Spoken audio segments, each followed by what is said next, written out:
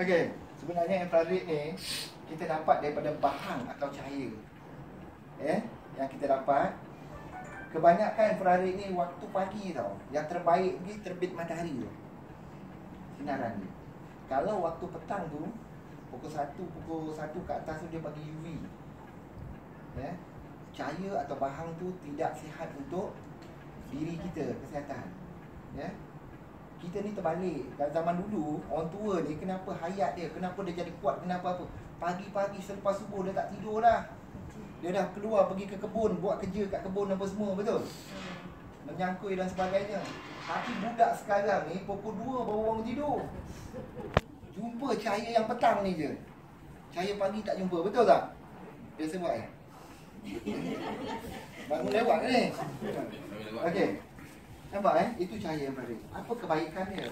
Bukan sahaja dia mengandungi vitamin yang cukup banyak dalam cahaya tu atau bahang tu. Dia juga boleh menembusi kulit manusia ini 1,5 inci. Semua cahaya lah. UV pun boleh tembus. Infrared ni boleh tembus 1,5 inci. Kalau tangan ni boleh menembus lah. Dan yang hebatnya, dia boleh mengembangkan saluran darah. Saya nak tanya hari ni, pernah dengar orang bayi kena demam kuning? Ada. Selalunya kita jemur dia waktu bila? Kenapa?